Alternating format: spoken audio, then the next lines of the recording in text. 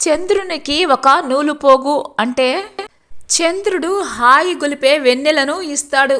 దానికి కృతజ్ఞతగా మనం ధరించిన తెల్లని కొత్త బట్ట నుంచి ఒక నూలుపోగును లాగి చంద్ర దర్శనం సమయంలో చంద్రునికి సమర్పించటం ఒక ఆచారం. అంటే చంద్రుడి వైపు నూలుపోగును విసిరివేయాలి. అమావాస్య తర్వాత వచ్చే విదియ రోజు చంద్రుడు మనకు మళ్ళీ కనిపిస్తాడు. కృష్ణపక్షం ముగిశాక శుక్లపక్షంలో కనిపించేది మనకు విదియ రోజు.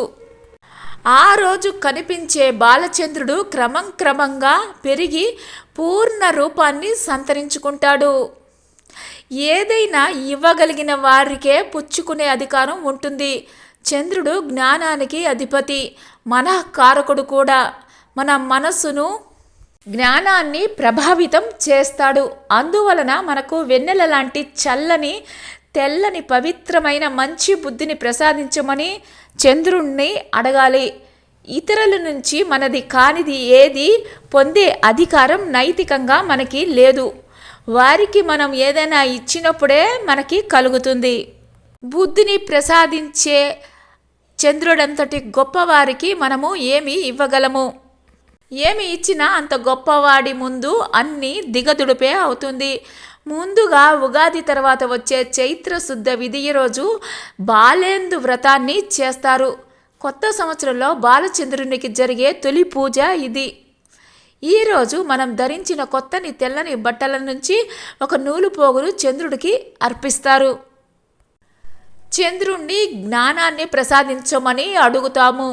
కొనసాగింపుగా ఆ తర్వాత ప్రతి నెల అమావాస్య వెళ్ళిన తర్వాత వచ్చే ప్రతి విధి రోజు నూలుపోగును సమర్పించాలి. మనం సమర్పించిన ఆ నూలుపోగుకే ఆ చంద్రుడు ఎంతో సంతుష్టుడవుతాడు. మనకు నూతన వస్త్రాలను ఇస్తాడు. అందుకనే మహానుభావులను సత్కరించే సమయంలో వక్తలు ఏదో చంద్రునికో నూలుపోగులా వీరికి ఈ చిన్న కానుకను సమర్పించుకుంటున్నాను అని అంటారు. నిజంగా చంద్రుడు మనం విసిరే ఈ పోగును తీసుకుంటాడా అంటే తీసుకోవడం, తీసుకోకపోవడం కాదు, ఇతరులకు ఇచ్చే గుణాన్ని నేర్పించటం, అలవాటు చేయటం అన్నదే విషయం. మనం ఎంత ఇవ్వగలమో అంత మన శక్తి కొలది ఇవ్వడం అన్నమాట. అలాగే మన శక్తిని అనుసరించి ఇతరులకు ఏదైనా ఒక కానుక ఇవ్వడం కానీ, సహాయం చేయటం కానీ చేస్తున్నప్పుడు ఈ జాతీయాన్ని వాడుతాం.